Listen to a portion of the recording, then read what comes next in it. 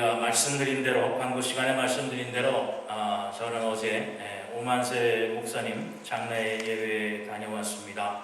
그동안 우리 교회와 또 이 지역의 복음 선교를 위해서 수고하셨다가 이제 하나님의 부르심을 지난 목요일날 받으시고, 어제 장례 예배로 많은 목사님들 또 지역에 있는 많은 분들이 하나님 앞에 반송 예배를 드렸습니다. 그런데 안타까운 것은 성함이 오만세 목사님인 것처럼 오만세를 살 줄 알았는데 100세도 다 못 사시고 부르심을 받으셨다라고 하는 겁니다. 우리가 사실 인간이라고 하는 존재가 굉장히 대단한 능력과 대단한 가능성을 가지고 있는 그러한 존재들입니다. 보통 우리 인간을 말할 때 말씀드린 것처럼 무한한 가능성을 있다고 얘기를 하지만 저는 무한한이라고 하는 말을 쓰지를 않습니다. 왜냐하면 그 이유를 이제 아시게 될 겁니다. 왜 우리 인간은 이처럼 다른 어떠한 존재, 다른 동물보다 대단한 능력 또한 대단한 가능성을 가지고 있는가? 그 이유에 대해서 성경은 이렇게 말씀하고 있습니다. 창세기 1장 26절에 보면 하나님이 이르시되 우리의 형상을 따라 우리의 모양대로 우리가 사람을 만들고 그들로 바다의 물고기와 하늘의 새와 가축과 온 땅에 기는 모든 것을 다스리게 하자. 바로 우리 인간을 하나님은 하나님의 형상대로 하나님의 모양대로 우리를 만들어 주셨고 지어 주셨다라고 하는 말씀입니다. 그것뿐만 아니라 창세기 2장 7절 말씀에 보면 여호와 하나님이 땅의 흙으로 사람을 지으시고 생기를 그 코에 불어넣으시니 사람이 생명이 되었다. 형상만 모양만 하나님의 모습으로 지어놓으신 것이 아니라 그 코에 하나님의 생기를 불어넣으셨다는 말씀입니다. 하나님의 영을, 하나님의 생명을 우리 인간에게 불어넣어 주셔서 바로 우리 인간이라고 하는 존재가 하나님의 형상과 하나님의 능력과 하나님의 성품을 가질 수 있는 그러한 존재라고 하는 말씀입니다. 그럼에도 불구하고 우리는 이 세상을 살아나갈 때에 연약하고 나약하고 모자르고 부족하고 말씀드린 것처럼 무한한 능력, 무한한 가능성이 아니라 제한된 능력, 제한된 가능성을 가질 수밖에 없는 존재가 되어질 수 있는 것은 왜냐? 그것은 바로 말씀하신 대로 우리의 인간은 하나님께서 만들어 주셨다. 바로 창조주와 피조물과의 관계가 있기 때문에 하나님의 형상, 하나님의 이미지를 가지고 하나님의 성품을 가졌지만 하나님의 능력과 동일하게 무한한 가능성, 무한한 능력을 가질 수는 없다라고 하는 말씀입니다. 또한 1장 26절의 말씀처럼 하나님께서는 우리를 지으시고 우리에게 이 온 땅의 것을 다 맡겨주셨습니다. 그들로 바다의 물고기, 하늘의 새, 가축, 온 땅과 그 땅에 기는 모든 것을 다스리게 해주셨어요. 이 세상 모든 만물을 우리 인간들이 다스릴 수 있게 해주셨다라고 하는 말씀입니다. 그런데 우리의 존재는 그렇지 못한 것이 현실입니다. 왜냐하면 바로 하나님 앞에 지은 죄, 하나님 앞에 범죄함으로 인해서 바로 우리는 이 자연에 종속되어져서 살 수밖에 없는 바로 그러한 존재가 되었다라고 하는 겁니다. 그 중에서 대표적인 것이 바로 죽음이라는 겁니다. 오만세 목사님이 오만세 살 것 같았지만 그 수를 다하지 못한 것처럼 우리의 존재도 마찬가지입니다.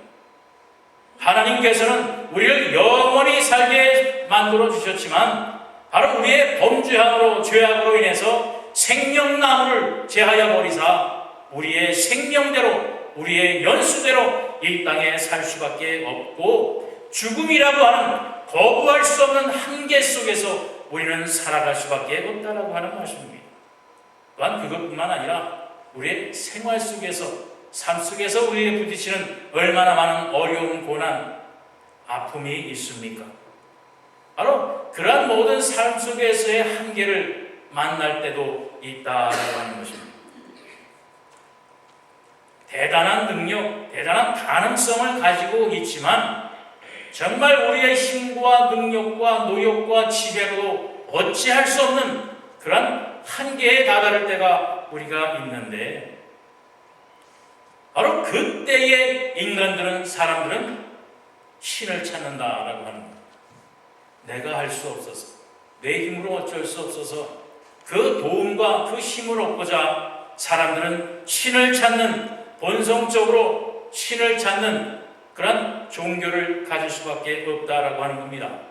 그래서 우리는 이처럼 하나님을 아는, 우리는 하나님 앞에 나와서 하나님을 찾고 그러지만, 하나님을 알지 못하는 사람들은 이 세상의 것, 우상을 섬기고 다른 신을 찾고 1월 성신을 숭배하는 그러한 행동을 통해서 자기보다 더 힘있고 능력 있는, 자기를 도와줄 수 있는, 가능성이 있는 어떤 것을 찾기로 한다라고 하는 말씀입니다. 그런데 말입니다, 우리가 믿는 하나님은 이 세상을 창조하셨고 이 세상의 모든 것을 우리에게 주신 분입니다. 그 하나님을 찾는 우리, 그러나 하나님을 알지 못하는 사람들은 하나님께서 창조하신 이 세상에 왔다가 우리보다 좀 더 나은, 우리 보통 사람보다 다른 어떠한 삶을 살다가 죽어간 사람들, 아니면 우리보다 힘이 센 어떤 대상, 아니면 우리보다 좀 더 오래 산다던가 우리보다 좀 힘이 세다던가 하는 그러한 존재에 대해서 우리는 경외심을 갖고 그것을 숭배하고 그것들로부터 도움을 구한다라고 하는 겁니다. 여러분, 어떤 그 신앙심이 더 옳고 근본적인 우리의 구원의 갈망의 요구를 충족할 수 있는 그러한 대상이 되겠습니까?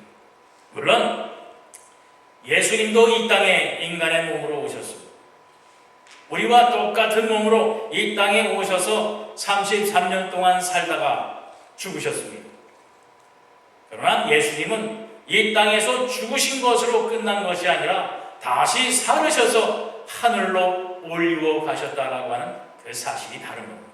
또 예수님이 이 땅에 인간의 몸으로 오실 수밖에 없는 이유가 뭐냐면, 바로 요한복음 1장 17절로 18절에 보면 율법은 모세로 말미암아 주어진 것이요 은혜와 진리는 예수 그리스도로 말미암아 온 것이라. 본래 하나님을 본 사람이 없으되 하나님 품속에 있는 독생하신 하나님이 나타내셨느니라 라고 기록합니다.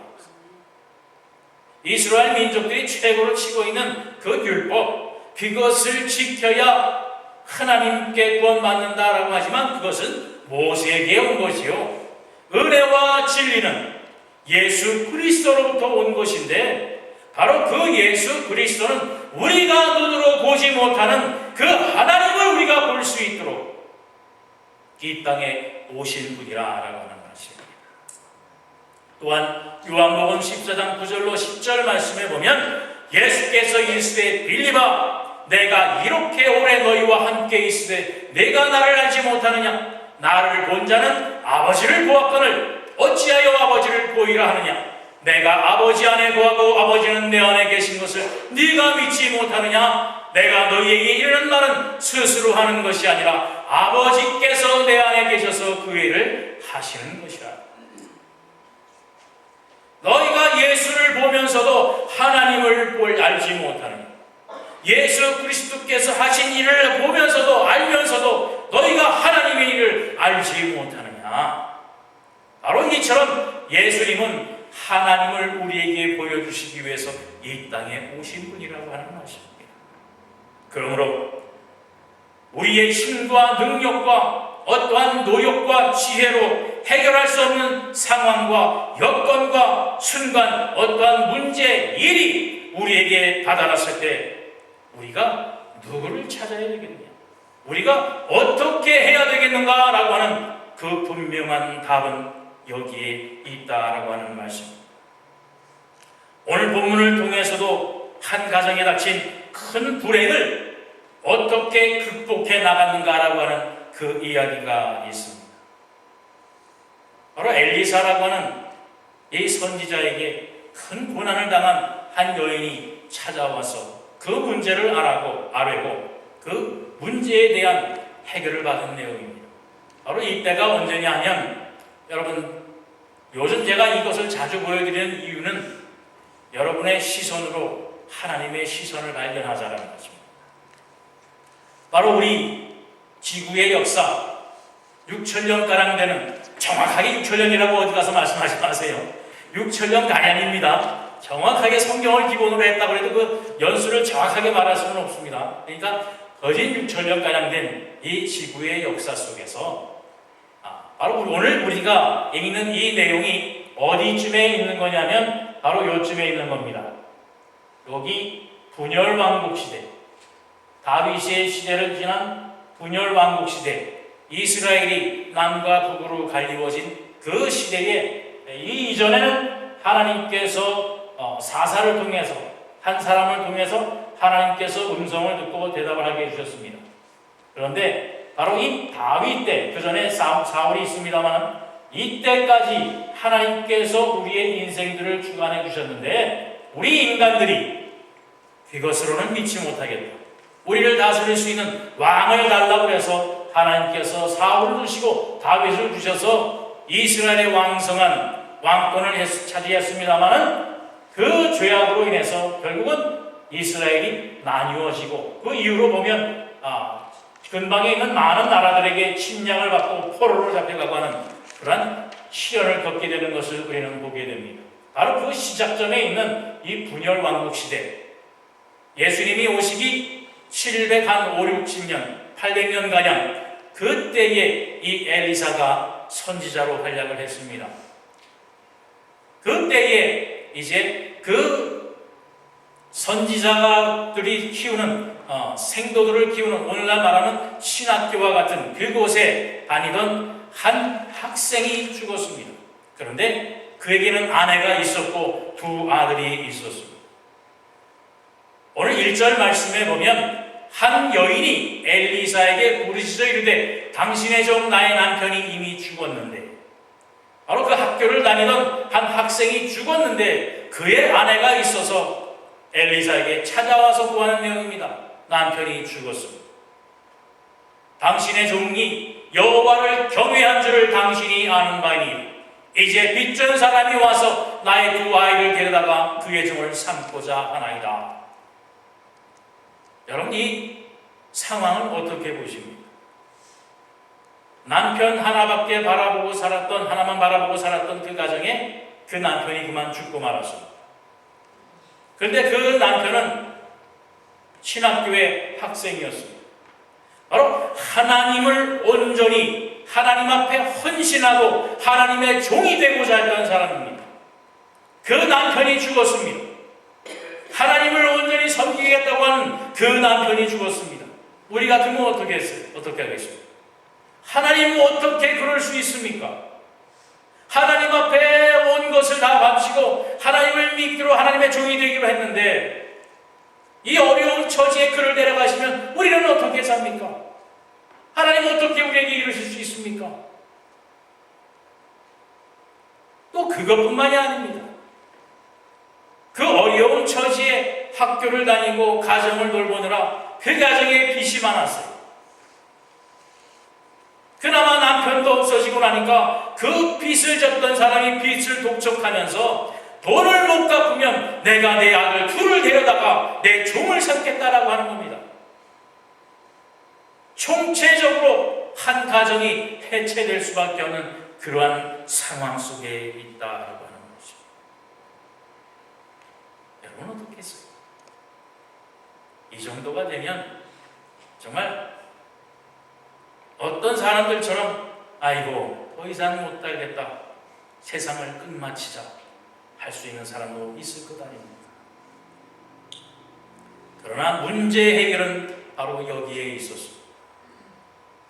그러한 어려움과 환난 속에서 이 여인은 바로 엘리사를 찾아갔다는 사실, 여러분 다시 한번 본문 1절 봉독합니다. 선지자의 제자들의 아내 중에 한 여인이 엘리사에게 부르짖어 이르되 당신의 종 나의 남편이 이미 죽었는데 당신의 종이 여호와를 경외한 줄을 당신이 아시는거니이다.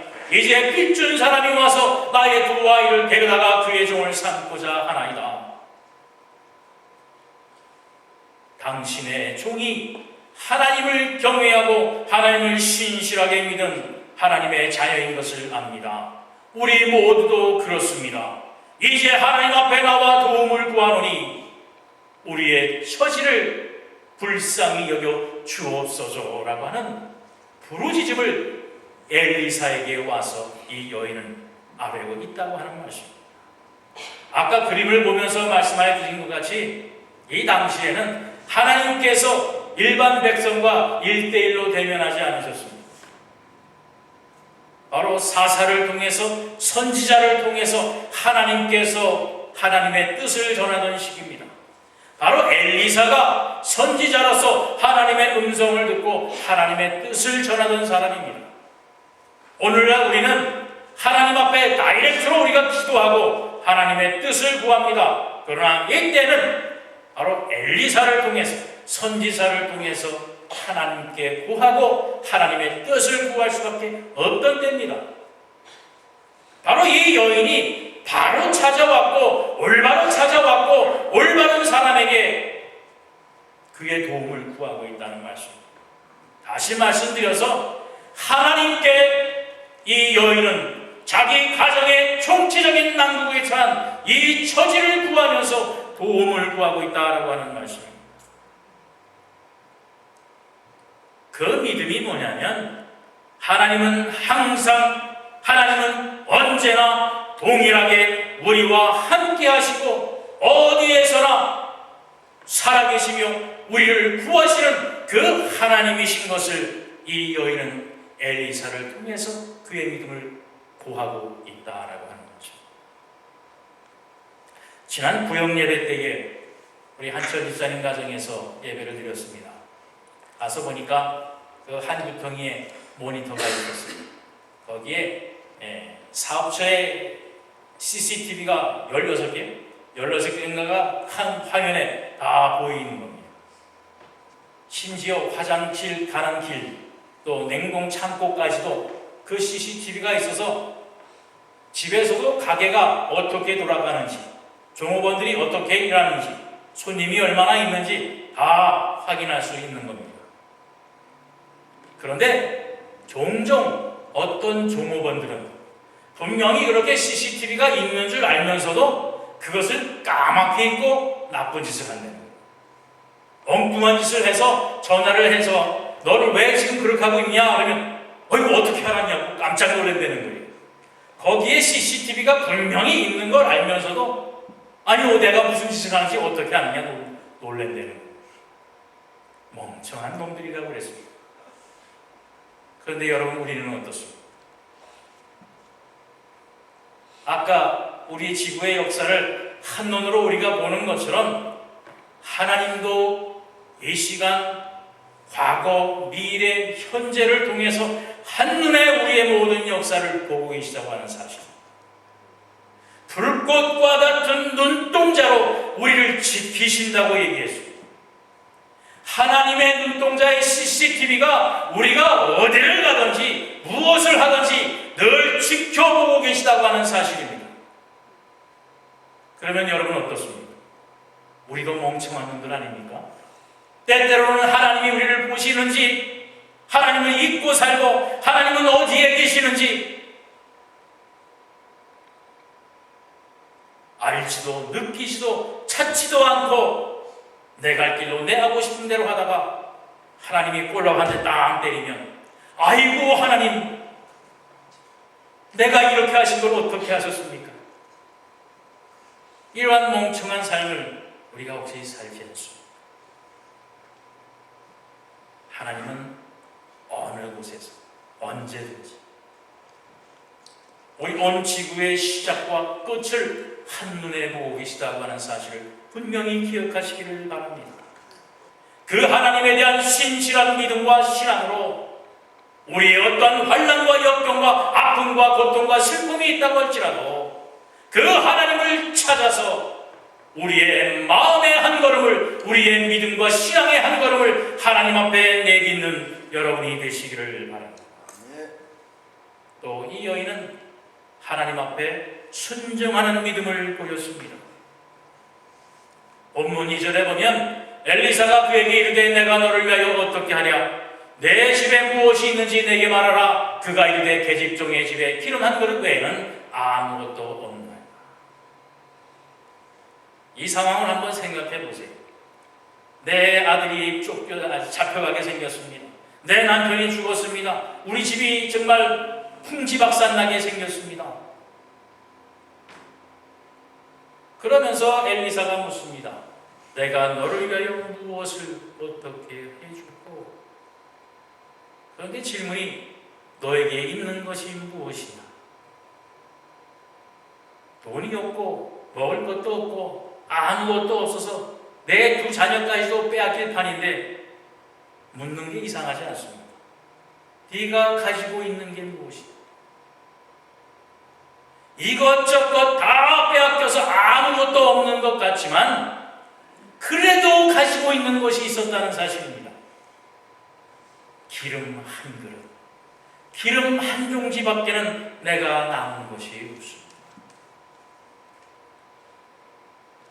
여러분, 우리가 아무리 힘들고 아무리 어려워도 다 없어지고 다 빼앗겨도 이 상황까지 가보신 적이 있습니까? 기름 한 종지만 딱 남아서 이제 요거 딱 떨어지면 우리는 죽는다라고 하는 그 순간까지 가보셨습니다. 그러나 여러분, 분명한 것은 그것이라도 나에게는 아직 있다는 겁니다. 하나님은 그것을 통해서 오늘 이 여인의 집에 놀라운 축복을 해 주십니다. 엘리사가 이르되 너는 밖에 나가서 모든 이웃에게 그릇을 빌라. 빈 그릇을 빌리되 조금 빌리지 말고 너는 내 두 아들과 함께 들어가서 문을 닫고 그 모든 그릇에 기름을 부어 차는 대로 옮겨 놓으라.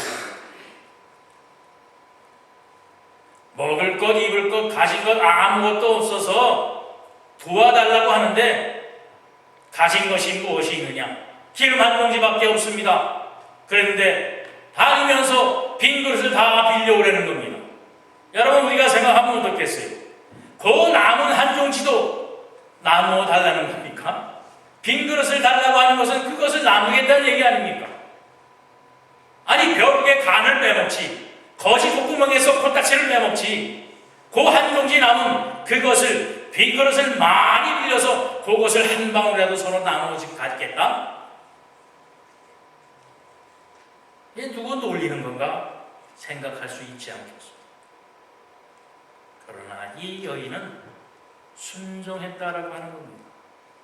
내 가치 판단, 내 지식, 그 모든 것을 내려놓고 하나님의 선지자 엘리사가 시키는 대로 동네를 다니며 빈 종지를 다 구하러 다녔습니다.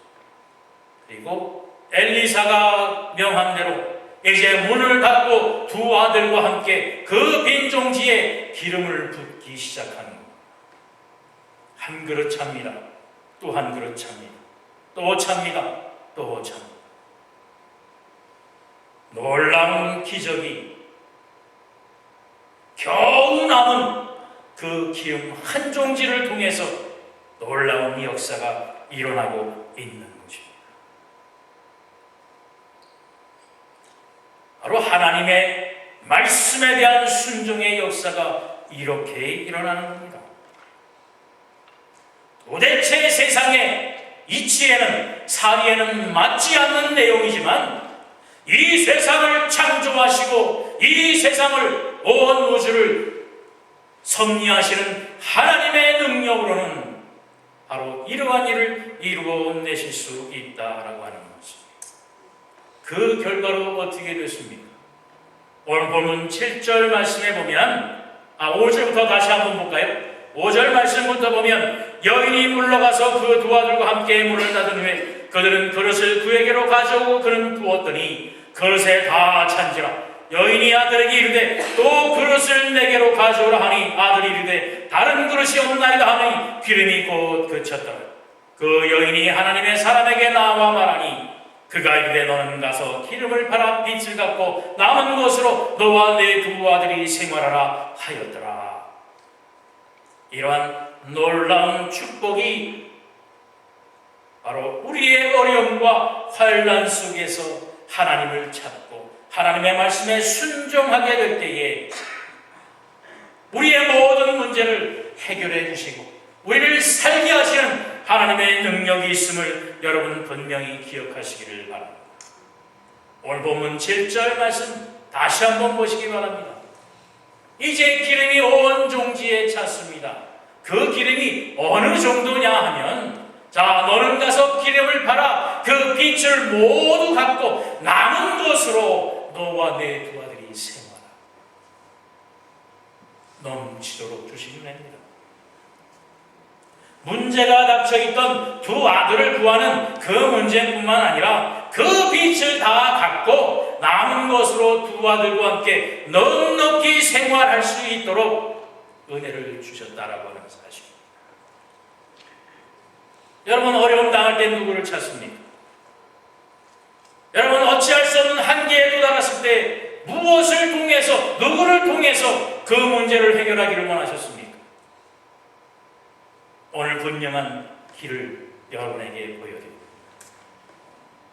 하나님을 찾아서